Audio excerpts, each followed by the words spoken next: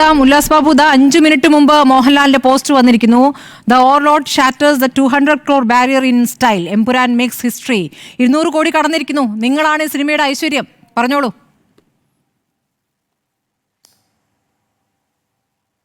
ഞാൻ മാത്രമല്ല, സ്മൃതി നേതൃത്വം നൽകുന്ന ഒരു വിഭാഗം മാധ്യമപ്രവർത്തകരും ഈ സിനിമയുടെ ഐശ്വര്യം തന്നെയാണ്. പേടിക്കണ്ട, നമുക്കൊപ്പം നിങ്ങളും ഉണ്ട് കേട്ടോ.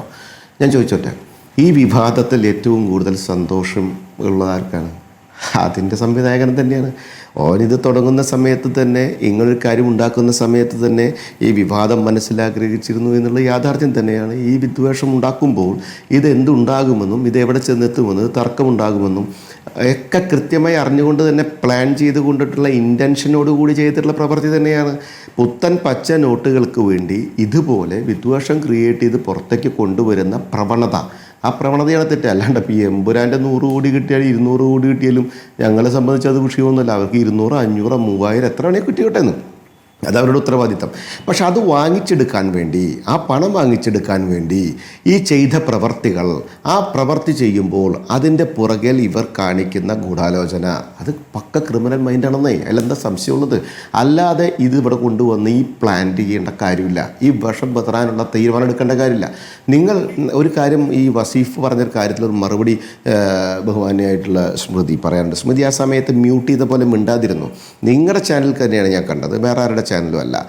1 മണി നേരത്തെ രാത്രി പനിച്ച മക്കളുമായി ഇറങ്ങിപ്പോകേണ്ടി വന്നു ഞാൻ. ഇവരുടെ ഭീഷണിപ്പെടുത്തലും ഭയത്തലും പറഞ്ഞതാരാ സാർ? ആ സിനിമയുടെ നിങ്ങൾ ഈ പറഞ്ഞ വാദിക്കുന്ന ആവിഷ്കാര സ്വാതന്ത്ര്യമല്ലേ, ആ ആവിഷ്കാര സ്വാതന്ത്ര്യം നടത്തിയവരോട് ഈ വസീഫിൻ്റെ പാർട്ടിക്കാർ ചെയ്തതാ. CITUക്കാർ കൃത്യമായി പറഞ്ഞു, ഒരു ചീട്ട് ഞാൻ കീറൂല ടിക്കറ്റിൻ്റെ. പറഞ്ഞതാരാണ്? ഈ വസീഫിൻ്റെ പാർട്ടിക്കാരാണ്. എന്തിനോടാണ് നിങ്ങളിപ്പോൾ ഈ വാദിക്കുന്ന ആവിഷ്കാര സ്വാതന്ത്ര്യത്തിന് വേണ്ടിയിട്ടാണ്? ഉമ്മൻചാണ്ടി 14 തിയേറ്റർ കൊടുത്തു സർക്കാരിൻ്റെ എന്ന് അദ്ദേഹം തന്നെ പറയുന്നു. ബാക്കിയുള്ള തിയേറ്ററുകൾ ലിബർട്ടി ബഷീറുമായിട്ട് ബന്ധപ്പെട്ട് ഞാൻ തിയേറ്റർ സ്റ്റാർട്ട് ചെയ്തത് മുഴുവൻ അവർ പിന്മാറി. കാരണം എന്താണ്? ഇവരുടെ ഭീഷണി. കോടിയേരി ബാലകൃഷ്ണൻ്റെ ഓഫീസിൽ നിന്ന് തന്നെ കൃത്യമായി പറഞ്ഞു എന്ന് പറയുന്നു. അപ്പോൾ സാധാരണക്കാരൻ്റെയും പാവപ്പെട്ടവൻ്റെയും ആവിഷ്കാര സ്വാതന്ത്ര്യം വരുമ്പോൾ അയ്യോ കുഴപ്പമില്ല, അവന് എന്തു വേണമെങ്കിൽ അനുഭവിച്ചോട്ടെ. ഈ ഒരു ആവിഷ്കാര സ്വാതന്ത്ര്യത്തിന് മാത്രമായിട്ടുള്ളൊരു സെലക്റ്റീവ് ആവിഷ്കാര സ്വാതന്ത്ര്യ ചർച്ചയാണ്. അവിടെയാണ് പ്രശ്നം സ്മൃതി. നമ്മുടെ സമൂഹത്തിനകത്ത് സിനിമ എന്ന് പറയപ്പെടുന്ന എൻ്റർടൈൻമെൻറ്റ്, പൃഥ്വിരാജിൻ്റെ സിനിമയ്ക്ക് ഇതിനു മുൻപ് പൃഥ്വിരാജിൻ്റെ സിനിമ വന്നിട്ടില്ലേ? എന്താ പരാജയപ്പെട്ടിട്ടുണ്ടോ? നിരവധി സിനിമ വിജയിച്ചിട്ടില്ലേ? മോഹൻലാലിൻ്റെ സിനിമകൾ വന്നിട്ടില്ലേ? അപ്പോൾ സിനിമയ്ക്കകത്ത് വരുന്ന കണ്ടൻറ്റുകളെ വിമർശിക്കാനുള്ള അവകാശം അത് ഓർഗനൈസർക്കുണ്ടും എല്ലാവർക്കും ഉണ്ടെന്നേ. ഓർഗനൈസറിൽ വന്നിട്ടുള്ള ലേഖനം, ആ ലേഖനം എന്തായാലും വേറൊരാളെ എഴുതിയ ലേഖനം കട്ടെടുത്തതല്ല, ഓർഗനൈസർ തന്നെ എഴുതിയതാണ്. ആ ഓർഗനൈസറിൽ ആ എഴുതിയ വ്യക്തി തന്നെ എഴുതിയിട്ടുള്ളതാണ്. ആ ഓർഗനൈസറിൽ വന്ന ലേഖനങ്ങൾ ഓർഗനൈസറിൻ്റെ അവകാശമാണെന്നേ അത് വിമർശിക്കാനുള്ളത്. ആ വിമർശനം കൊണ്ട് നിങ്ങളോട് ആരെ ഖേദം പ്രകടിപ്പിക്കേണ്ട. അപ്പോൾ ഒരു വ്യക്തി അത് ഖേദം പ്രകടിപ്പിക്കുമ്പോൾ, അതിനകത്ത് വെട്ടിമാറ്റാൻ തയ്യാറാകുമ്പോൾ, ബോധ്യം അയാൾക്കുണ്ടാവുകയില്ല. വിമർശനങ്ങളിൽ നിങ്ങൾ പറയുന്ന വിമർശനങ്ങൾ എന്ന് പറയുന്ന ഈ എഴുത്തിൽ വർഗീയ നിലപാടില്ല അല്ലേ? വിഭജന തന്ത്രമില്ല അല്ലേ? എറിഞ്ഞുകൊടുക്കലില്ല അല്ലേ? സ്മൃതിയെ ഞാൻ ചോദിക്കട്ടെ, ഇപ്പോൾ സ്മൃതിക്ക്, ഇപ്പോൾ കേരളത്തിലെ എല്ലാ ആളുകൾക്കും സ്മൃതി എറിഞ്ഞു കൊടുക്കാനായിട്ട് ഇത് മറ്റേ മാംസകഷ്ണങ്ങളൊന്നും അല്ലല്ലോ. ഞാൻ ചോദിക്കട്ടെ, കേരളത്തിലെല്ലാവർക്കും അറിയാം സ്മൃതിക്ക് സംഘപരിവാർ പ്രസ്ഥാനങ്ങളോടും ആ ആശയത്തിനോടും 100% എതിർപ്പാണെന്ന് നമുക്കെല്ലാവർക്കും അറിയാം. അത് വിചാരിച്ചിട്ട് സ്മൃതി ഒരേ നെഗറ്റീവ് ഉണ്ടാക്കാറുണ്ട്. ഞങ്ങൾക്കെതിരെ യുദ്ധം വെട്ടുന്ന സമയത്ത് മൗനം പാലിക്കാറുണ്ട്. അത് സ്മൃതിയുടെ വിമർശിക്കാനുള്ള അധികാരമാണ്. സ്മൃതി വിമർശിച്ചോ, സ്മൃതി അതിനെ എതിർത്തോ, അതിനൊരു കുഴപ്പമൊന്നുമില്ലല്ലോ. പക്ഷേ സ്മൃതി സമൂഹ മാധ്യമങ്ങളിൽ ഇപ്പോൾ കാണുന്നത്, ഉല്ലാസ് ബാബു നോക്കൂ, ഈ സിനിമയിലെ വില്ലന്റെ പേര് ബജ്രംഗി എന്നാണ്. ബജ്രംഗി എന്ന് വെച്ചാൽ ഹനുമാനാണ്. ഭഗവാൻ ഹനുമാനെ പോലും ഇതാ അധിക്ഷേപിക്കുന്നു എന്ന രൂപത്തിലൊക്കെയാണ് ഈ വാചകങ്ങൾ വരുന്നത്. ഇതെവിടേക്കാണ് ചെന്നെത്തുന്നത്? ഇത് ഒരു തരത്തിലും പ്രതികരിക്കാൻ പറ്റില്ല എന്നാണ്. അങ്ങനെയാണെങ്കിൽ ഈ കലാപത്തിൽ പ്രതിയായ ഒരാളുടെ പേരും അതായിരുന്നല്ലോ.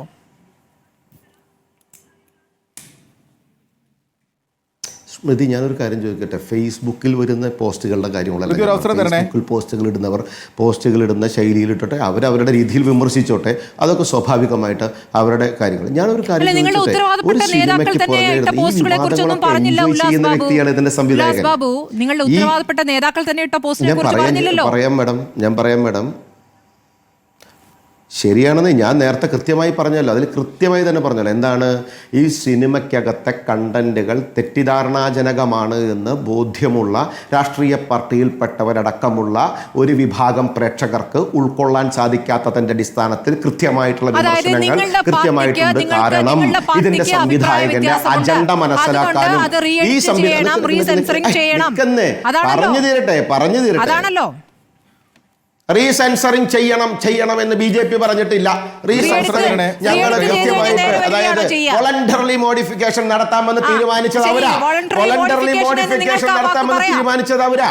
ഞാൻ ചോദിക്കട്ടെ, ഈ സിനിമയുടെ സംവിധായകന്റെ കൃത്യമായിട്ടുള്ള പ്ലാനിങ് ഇത് തമ്മിത്തല്ലിച്ച് ഇതിനുള്ളിലെ കാശെടുക്കാമെന്നുള്ളതും അവനവന്റെ പണം സ്വീകരിച്ച് മാക്സിമം ലാഭം ഉണ്ടാക്കാമെന്നും അതിന് വിദ്വേഷം പ്രചരിപ്പിച്ചാലും കുഴപ്പമില്ല, നാട് 4 ആയാലും കുഴപ്പമില്ല, 8 ആയാലും കുഴപ്പമില്ല, 10 ആയാലും കുഴപ്പമില്ല, ഇനിയിപ്പോ ഇത്തിരി നുണ കയറ്റി വിട്ടിട്ടായാലും കൊണ്ടില്ല, എന്റെ കണ്ടന്റ് ഞാൻ കൊണ്ടുവെക്കുന്ന സമയത്ത് ഉണ്ടാവുന്ന നമ്മളിപ്പോ പറഞ്ഞില്ലേ ഭയങ്കര ടെൻഷനിലാവും, ഓം ഭയങ്കര കൈയടിച്ചിരിക്കും.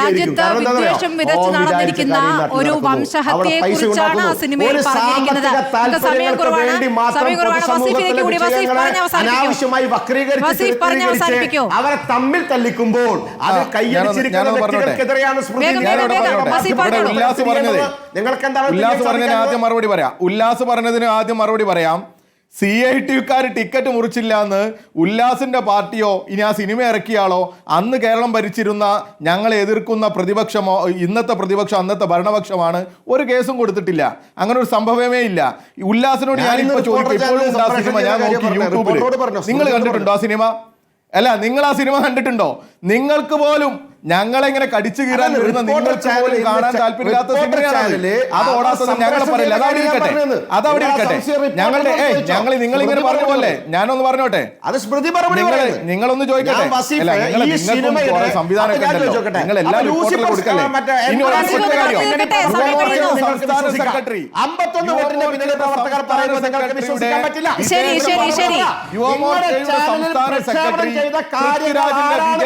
ആയിക്കോട്ടെ, ഞാൻ ആ ചോദ്യം ചോദിച്ചിട്ടുമുണ്ട്. നമ്മുടെ സമയം അവസാനിക്കുകയാണ്. വളരെ നന്ദി.